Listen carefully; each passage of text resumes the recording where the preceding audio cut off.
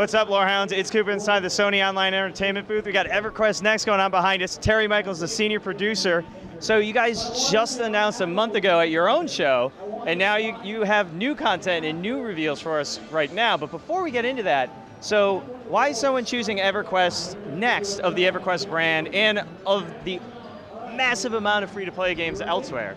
Well, when we started putting together EverQuest Next, we really wanted to make sure we're giving you something different, right? We're not making the same kind of game that everybody else is making in the MMO universe right now. So I think we have a ton of reasons. Actually, we go through 3 or 4 of them when we go through the presentation about how this is different than any other game. So if that's the kind of game you want to play, this is the only place you can get that. And that's really what we wanted to do.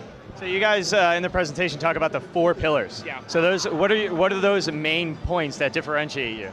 Well, the first one is we're really going to focus on multiclassing so that you can make the choice of how you want to play the game whenever you want to make it, rather than having to create another character and start all over if you don't like it. We also have a completely destructible world. We're revamping AI in a huge way. We're going to have an emergent AI so that things move around in the world and the world changes all the time around you, so it's no longer a static world. And then the last one is we really wanted to embrace permanent change, where the world is constantly changing as we tell the story, and you don't go back and do the same quests over and over, and people can't do the same things. You can have your own story. So I guess that begets the question of missing content. Is there going to be, because the world changes and you change the quests, is there going to be any, maybe like if it's a legendary quest or like just some great quest line, are people they just miss it and they can never get back, or would you look to possibly have that as like a time capsule? Well, I mean, with the constantly changing world, we're actually embracing the idea that you can miss something in our world if you're not there. I mean, it's something that it's controversial in some ways, but we think it makes for a far better experience. You know, your involvement in the world actually matters. You playing the game actually matters if you want to see that stuff. Yeah, I mean, I totally agree, because you log into some games and the zone just hasn't changed. It's like, well, then why did I kill all those goddamn kobolds 1,000 times? Exactly, and that emergent AI system that we were talking about, in our game, if you go kill 1,000 of those kobolds are going to pick up and move somewhere else in the world. So you can actually enact change by what you're doing, and sometimes it's even by not doing something, right? So we have a couple examples of if monsters really like to attack you and no one's going near them, they're going to go and find players to attack. They're not going to sit there and wait for you to come along. So our content can actually find you. They'll go hunting. Yes, exactly. I guess the risk there is, and there have been other games that have done something like this, like give players the power to essentially destroy their own world. So how are we going to deal with that in EverQuest Next? Well, there's a lot of different mechanisms that we've talked about some of them, and we have more to announce in the future, but we're really aware of the fact that we don't want a group of players or an individual player to be able to destroy the experience for other people. So we have a lot of things in our game, like I was talking about running those kobolds off by killing them. Well, you don't know what's going to happen. Like, that doesn't make it a peaceful area necessarily. Maybe now the orcs are going to come in because they're gone, right? So the world is constantly changing, but we're not going to let you destroy the ecology of the world or the economy.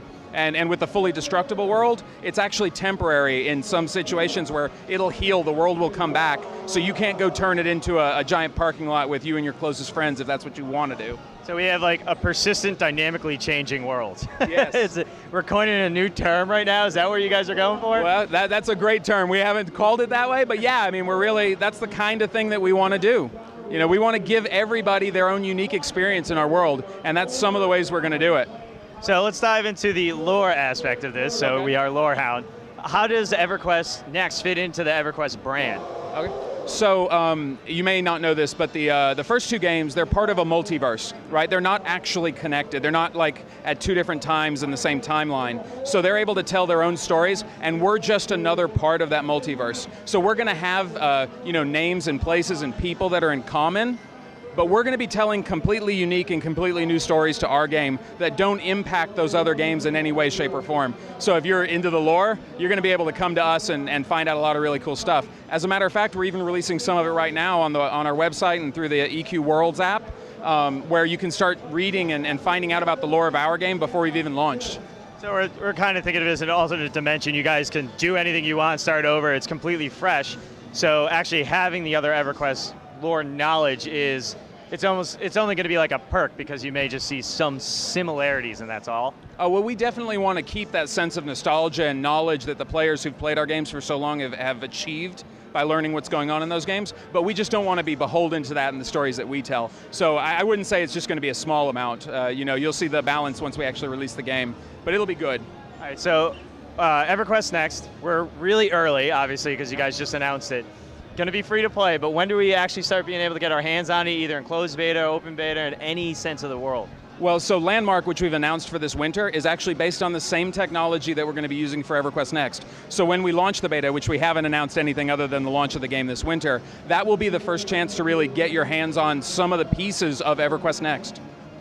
Thanks so much. It looks great, and it's got a lot of different aspects. I'm digging the persistent world with all the dynamic changes. I hope you guys really nail that. It's ambitious, so I wish you the best of luck. Well, it's the biggest part for us, and we're going to get there.